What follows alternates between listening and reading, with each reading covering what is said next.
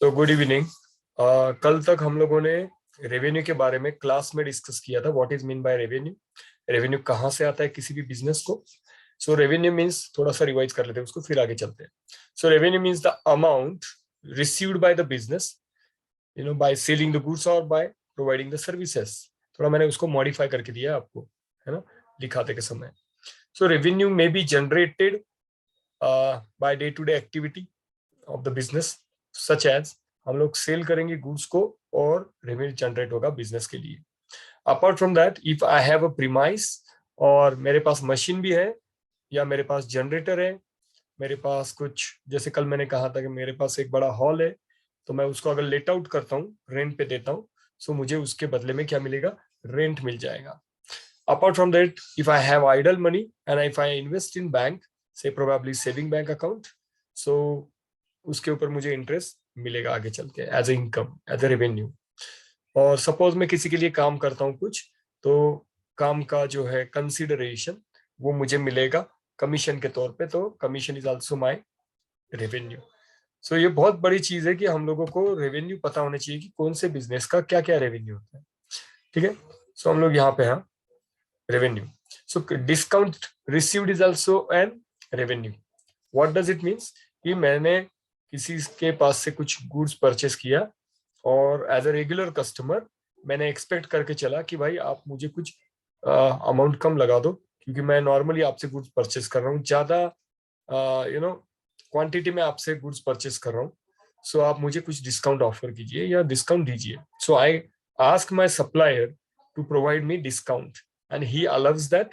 Once he allows me discount, it means that it is his expenses, और ये जो discount है ये मेरा रेवेन्यू है या इनकम है आगे चल के।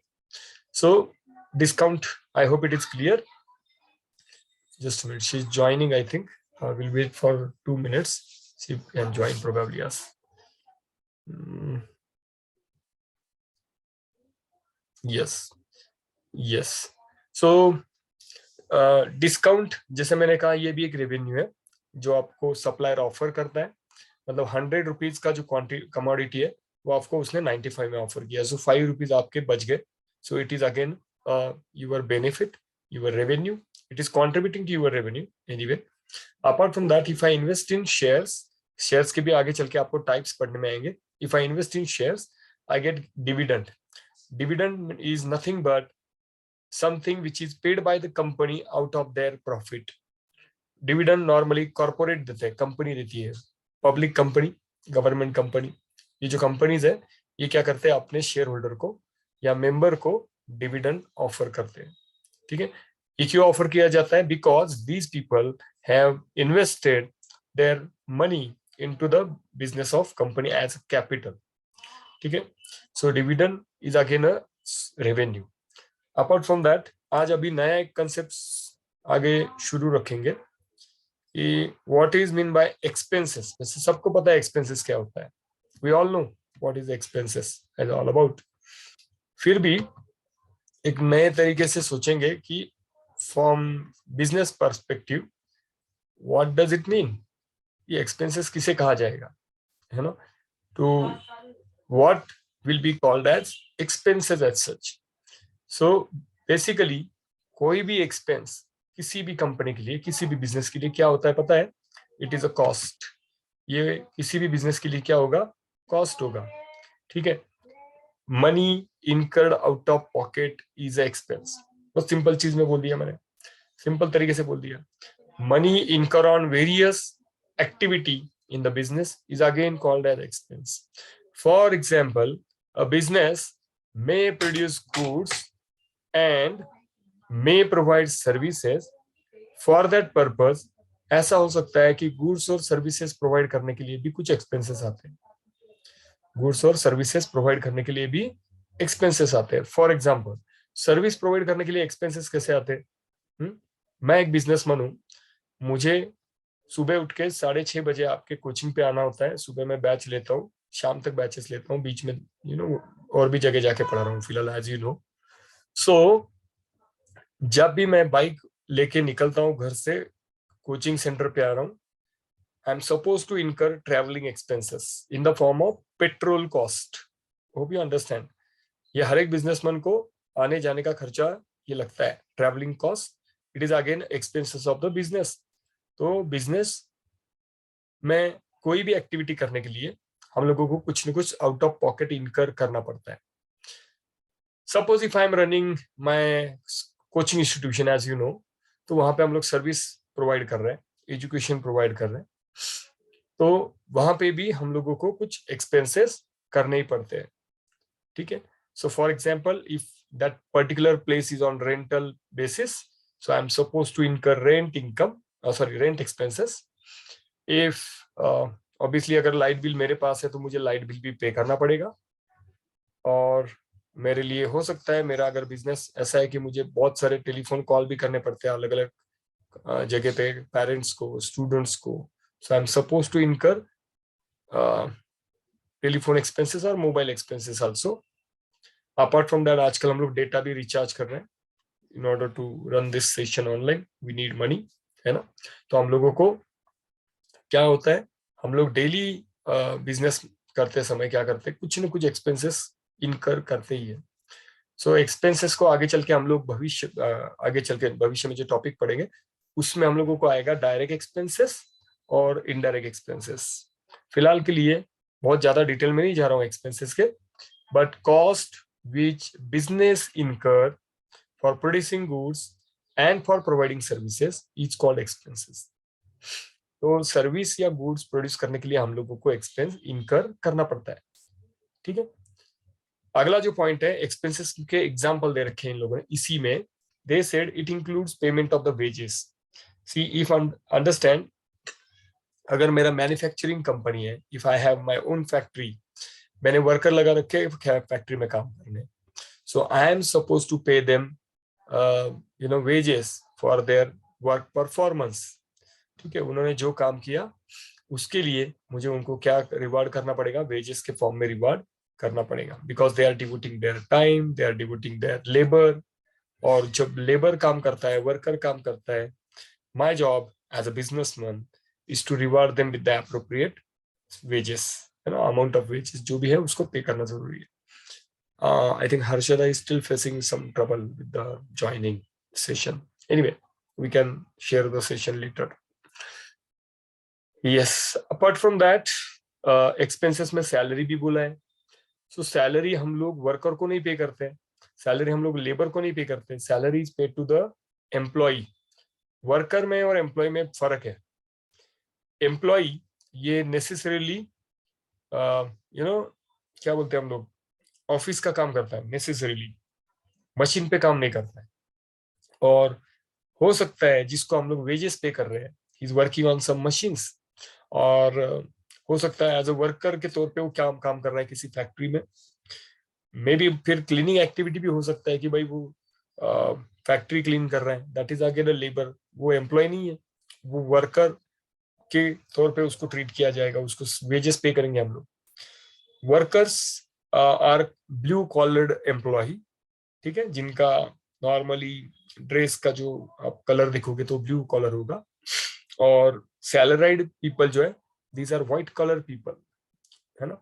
सो बहुत बार ये देखा जाता है कि वर्कर का जो है ना वो काम है अंग मेहनत करने का. मतलब हम लोग बोलते हैं कि वो अपने हाथों से क्या करेगा, काम करेगा.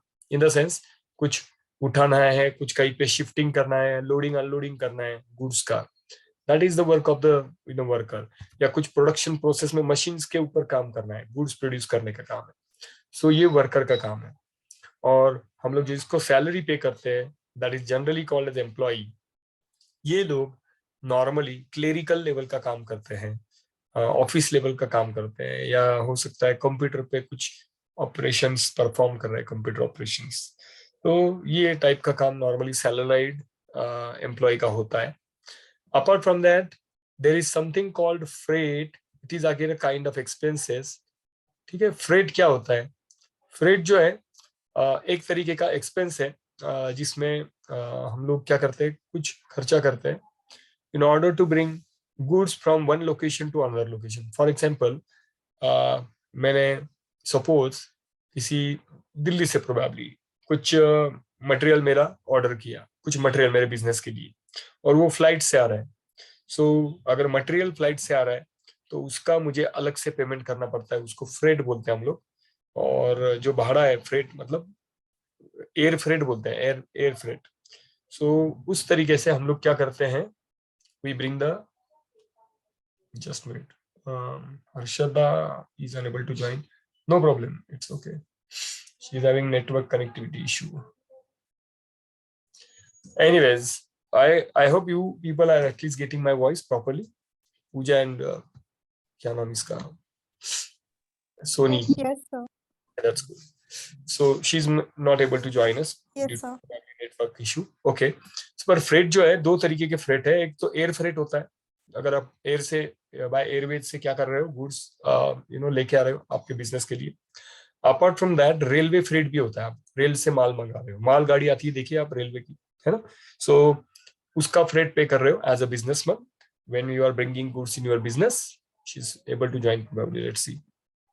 जब भी आप क्या कर रहे हो, एयर फ्रेट या रेलवे फ्रेट पे कर रहे हो, it is your expense. So businessman is suppose to incur this expenses.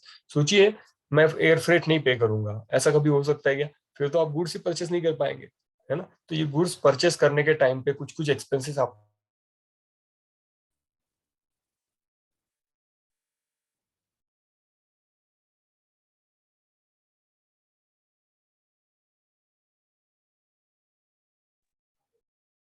Hello, am I audible? Yes, sir. I don't know why this meeting has ended and again restarted. Something went wrong with my probably network. Just a minute, I will just check with that. Why I'm not able to, get the things accordingly. देखते हैं जरा 2 minute क्या हुआ, पता नहीं इसको। Meeting automatic and हो गया, शुड नॉट हैपन एक्चुअली। तो आज सुबह से गूगल में भी तकलीफ आ रही है। गूगल में आप गूगल कीजिए आपको पता चलेगा कि कुछ टाइम पहले Google was not so working properly, और इसका और गूगल का कोई कनेक्शन भी नहीं है।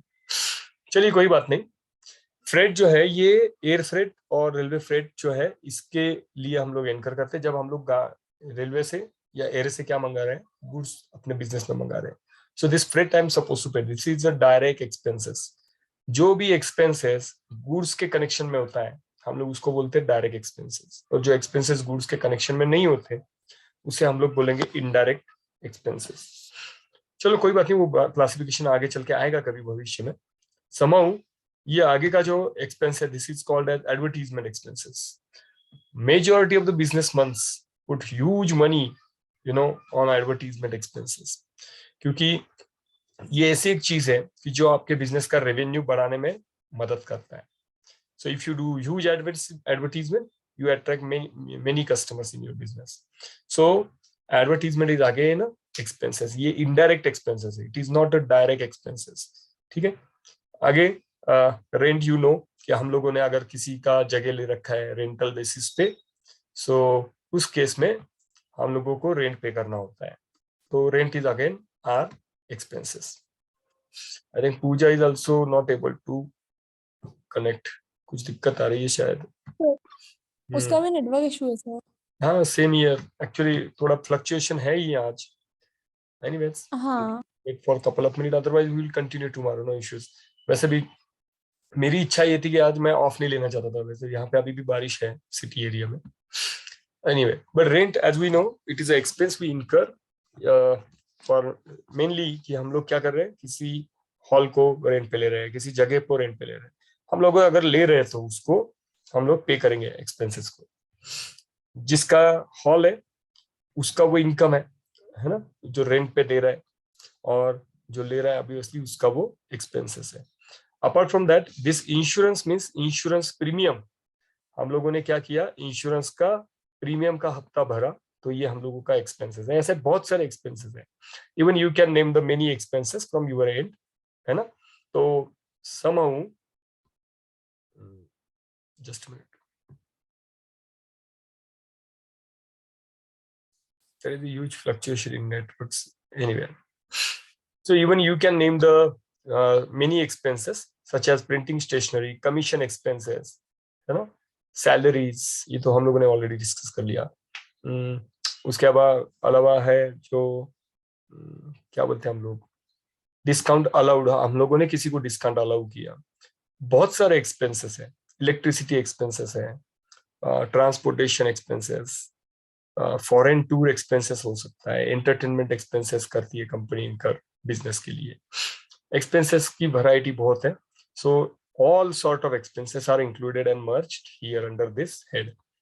इसका बाद में चल के आगे चल के फाइनल अकाउंट्स जब सीखेंगे, लास्ट टॉपिक है हम लोगों का, तो उसमें डायरेक्ट एक्सपेंसेस और इनडायरेक्ट एक्सपेंसेस ऐसा बाइफर्केशन हम लोग करेंगे। एनीवे बहुत इंपॉर्टेंट लाइन आगे इसके में दे रखा है इन लोगों ने कि what is actually expenses in a one sentence we can say that cost of earning, यहाँ पे बोल रखा है cost of earning revenue is a expense। पैसे कमाने के लिए जो आप खर्चा करते हो उसको हम लोग एक्सपेंसेस बोलेंगे। सोचिए, पैसे कमाने से पहले ही आपको क्या करना पड़ रहा है, खर्चा करना पड़ रहा है ना। So this is actually the case. If you wish to earn money, you are supposed to first spend money। ठीक है, आपको बिजनेस सेटअप करना पड़ेगा, आपको एसेट खरीद के लाने पड़ेंगे। ठीक है, सपोज मुझे कोई स्वीट मार्ट डालना है, ठीक है, स्वीट की दुकान डालनी है, तो मुझे फर्नीचर के ऊपर एक्सपेंसेस करना पड़ेगा शुरू में। हम ऐसा नहीं बोल सकते मेरा कस्टमर आएगा और पहले पैसे देगा पर मैं ये सब चीजें मैं बनाऊंगा। आपको शुरू में क्या करना पड़ रहा है, इन्वेस्टमेंट करना पड़ रहा है, कुछ कैपिटल एक्सपेंडिचर कर रहे हो, कुछ बाद में डे टू डे एक्सपेंसेस जिसको हम लोग रेवेन्यू एक्सपेंसेस बोलेंगे आगे चल के, वो कर रहे हो। तो सबसे पहले आपको एक्सपेंस करना पड़ता है, बाद में आगे चल के आपके बिजनेस को रेवेन्यू मिलना शुरू हो जाता है। आप कोई भी बिजनेस देखिए, आपको पहले सेटअप पे खर्चा करना पड़ता है। आपको दो तरीके के खर्चे करने पड़ेंगे, मैं बोल रहा हूँ वापस, कैपिटल एक्सपेंडिचर, ठीक है, स्वीट मार्ट है तो आपको फर्नीचर लगेगा, है ना, आपको बहुत सारे इक्विपमेंट लगेंगे वहां पे, जैसे कढ़ाई है, in order to make the jalebi and all, samosa, ये सब रेडी करने के लिए। बारिश का मौसम है तो उसकी भी याद आती है आपको, है ना। सो ये सब चीजें लगेंगी, कुछ इक्विपमेंट लगेंगे, यूटेंसिल लगेंगे, बर्तन लगेंगे, है ना। सो स्वीट मार्ट में बहुत सारी चीजें लगती है हम लोगों को, वैसे रॉ मटेरियल भी लगेगा। सो ये सब के लिए पहले आपको एक्सपेंसेस इनकर करने होंगे। एक तो कैपिटल एक्सपेंडिचर हो सकते हैं, मतलब एसेट के लिए किया हुआ खर्चा, या डे टू डे खर्चे हो सकते हैं जो रॉ मटेरियल एक्विजिशन के लिए, परचेस के लिए, वो आपने खर्चा किया। ठीक है, उसके बाद लेबर चार्जेस आपको पे करने पड़ेंगे, इलेक्ट्रिसिटी खर्चा करना पड़ेगा, अगर वो जगह रेंट पे होगी स्वीट मार्ट की तो उसका रेंट भी इनकर करना पड़ेगा। So first you do the expenses, और उसके बाद आपको ग्रेजुअली क्या होता है, इनकम अर्न करना शुरू हो जाता है, आपका रेवेन्यू आपको मिलना शुरू हो जाता है। Anyways, so this is all about expenses right now. इसके बारे में और भी चर्चा हम लोग आगे भी वैसे करते रहेंगे as the topic moves further. आगे ये बोला एक्सपेंडिचर, वैसे सही मायने में देखा जाए तो एक्सपेंसेस और एक्सपेंडिचर में कोई भी एज सच डिफरेंस नहीं है, फिर भी इन्होंने अलग से दे रखा है। So what it says, the amount which is paid for increasing the profit earning capacity. Amount जो हम लोग क्या कर रहे हैं, प्रॉफिट अर्निंग कैपेसिटी बढ़ने के लिए पे कर रहे हैं, बिजनेस के प्रॉफिट अर्निंग कैपेसिटी बढ़नी चाहिए इसलिए, उसको हम लोग बोलेंगे expenditure. It is of long term nature, इसका पीरियड जो है लॉन्ग टर्म होता है। फॉर एग्जाम्पल हम लोगों ने कुछ कैपिटल एक्सपेंडिचर की है, पर्टिकुलरली कि मैंने बिजनेस के लिए एक प्लेस खरीद लिया और वहां पे अभी मैं बिजनेस सेटअप करूंगा, आगे उस बिजनेस को चलाऊंगा। वो बिजनेस का प्लेस जो है वो मुझे आगे चल के लोकेशनल एडवांटेज देगा। फॉर एग्जांपल देखिए, अभी जस्ट मैंने स्वीट मार्ट का एग्जांपल दिया। सोचिए मैं रुचिरा का शॉप, हम लोगों का जहाँ पे कोचिंग क्लास है ना, वहां पे सेटअप कर रहा हूँ, चलेगा? दैट बिजनेस में प्रोबेबली नॉट वर्क देयर, क्योंकि मुझे लोकेशनल एडवांटेज नहीं मिलेगा, मेरा बिजनेस नहीं चलेगा, मेरा प्रॉफिट कैपेसिटी बढ़ेगा नहीं। चलिए सोचिए कि वही रुचिरा का शॉप अभी जहाँ पे है प्रोफेसर चौक में, वहां पे मैंने सेटअप किया है। Believe me, if I have made this expenditure, वहां पे मैंने बिजनेस सेटअप किया है, वहां पे खर्चा किया है, जिसकी वजह से मुझे पता है कि मुझे लोकेशनल एडवांटेज मिलने वाला है। प्रोफेसर चौक ये ऐसा जगह है कि जहाँ पे ज्यादा से ज्यादा लोग क्या करते हैं, दिन भर में मूवमेंट करते हैं, आते जाते रहते हैं। And they can see my shop is there nearby. वो मेरे शॉप में दिन में चलते फिरते कैसे भी आ सकते हैं, काफी कस्टमर आ सकते हैं मेरे पास, मुझे पता है। So it makes a big sense कि मैं ऐसे जगह खर्चा करूं, ऐसे जगह एक्सपेंसेस करूं, जिसके वजह से मेरा प्रॉफिट अर्निंग कैपेसिटी क्या होगा, बिजनेस का बढ़ जाएगा और लॉन्ग टर्म में मुझे फायदा मिलेगा। ठीक है। मुझे कुछ लोग कह रहे थे कि सर आप सोना नगर चौक में आपका कोचिंग क्लासेस जो है ना वो सेटअप कर दो। बोला ठीक है, हम लोग सोचेंगे इसके ऊपर, है ना, क्योंकि सोना नगर चौक में आप देखिए वहाँ का जो पूरा college,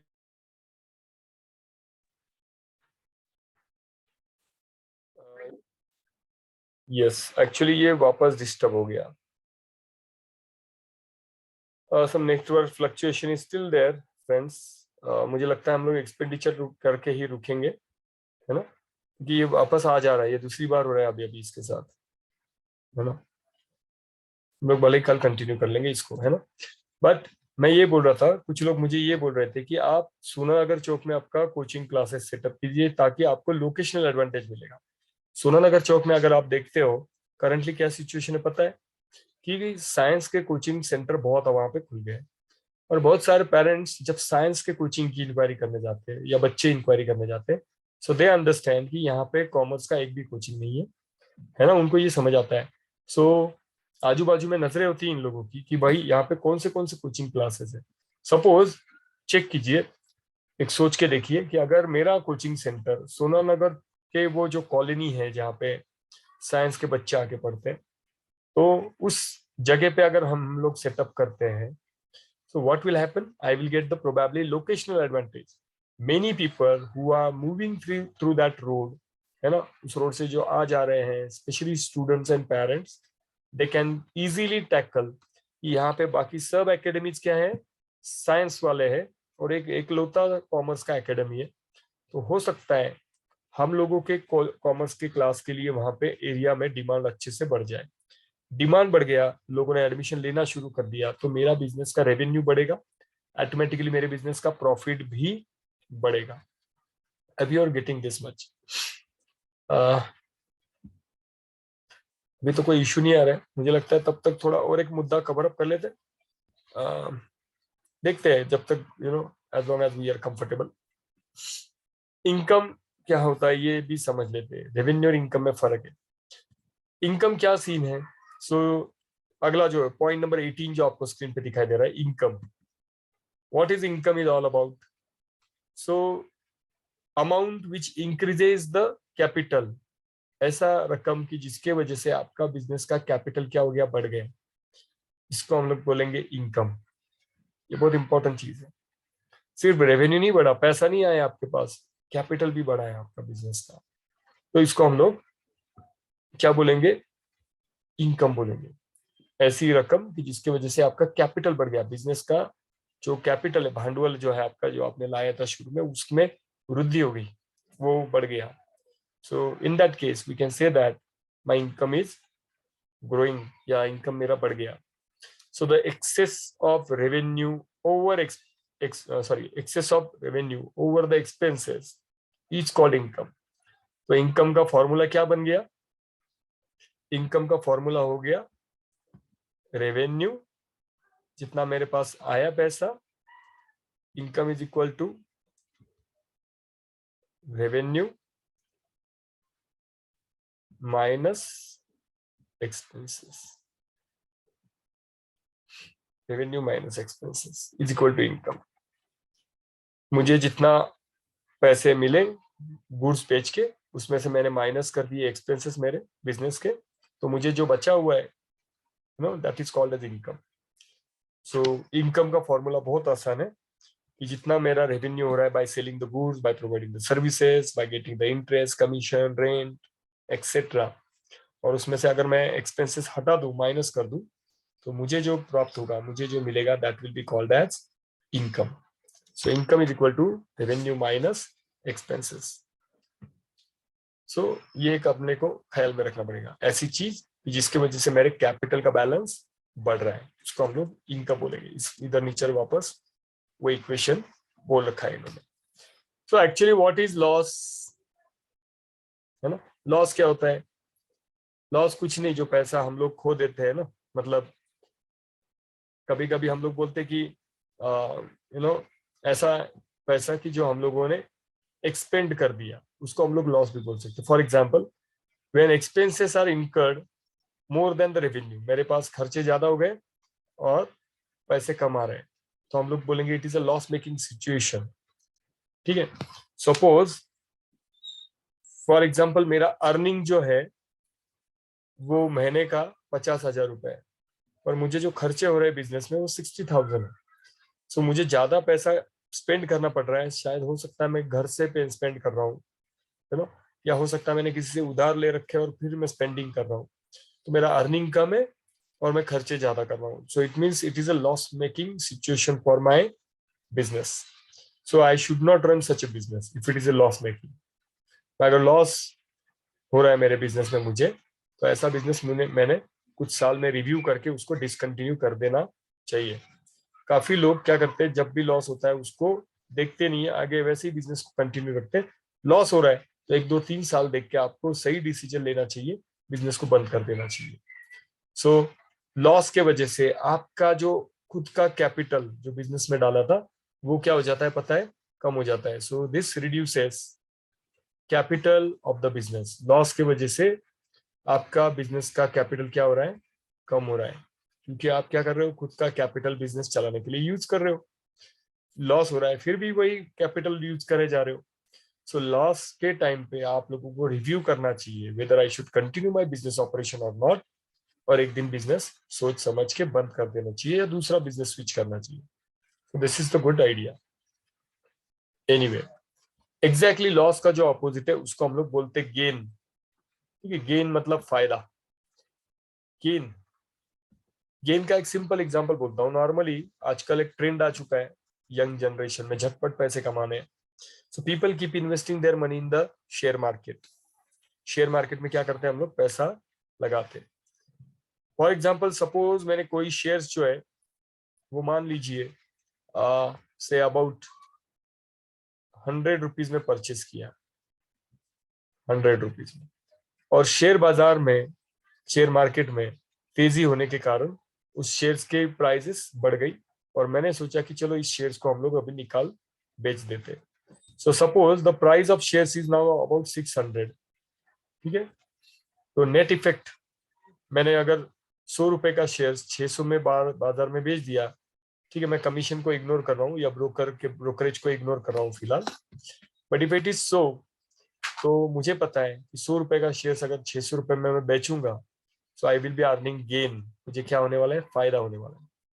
so gain is always taxable. Government आगे चल के आपको जो गेन होता है, आपको जो प्रॉफिट होता है बिजनेस को, इसके ऊपर गवर्नमेंट क्या करती है, टैक्स लगाती है। ठीक है, तो आप गेन भी कमा सकते हो शेयर्स के ट्रांजैक्शन में। कभी कभी ऐसे हो सकता है कि शेयर्स के ट्रांजैक्शन में जल्दबाजी में पैसा लगाने के बाद आपको लॉस भी हो सकता है। But mainly people play with the intention of earning gain on their shares. So it is a monetary receipts, इन्होंने डिफाइन किया है इसको। It is a monetary receipt. एक पैसे के स्वरूप में आपको क्या होती है, रिसिप्ट्स प्राप्त होती है as a result of business transaction. मैंने क्या ट्रांजैक्शन किया, मैंने 100 रुपए में शेयर शुरू में परचेस किए थे, 600 रुपए में बेच दिए। सो 500 रुपए ये जो हो गया, मुझे एक फायदा हो गया, गेन हो गया, है ना। So this is the result of some financial transaction या बिजनेस ट्रांजैक्शन, और मुझे मॉनिटरी बेनिफिट मिला, 500 रुपीज का गेन हो गया। सो अगेन, गेन का भी फॉर्मूला इनकम जैसा ही है, excess of revenue over the expenses is called gain. Gain या इनकम, हम लोग अलग अलग कॉन्टेक्स्ट में उसको, सेम वर्ड को, मतलब ये दोनों वर्ड्स को क्या करते हैं, यूज करते हैं। गेन नॉर्मली जो यूज किया जाता है वर्ड्स, वो शेयर मार्केट में करते हैं हम लोग, और इनकम जो वर्ड है हम लोग नॉर्मल बिजनेस के केस में क्या करते हैं, यूज करते हैं। ठीक है, आई थिंक मुझे लगता है हम लोग रुकते हैं इस पर्टिकुलर सेशन के लिए। कल हम लोग फिजिकली सामने आमने वैसे भी मिलेंगे, इसके आगे कंटिन्यू करेंगे। तो 21 ऑनवर्ड्स विल कंटिन्यू टुमारो।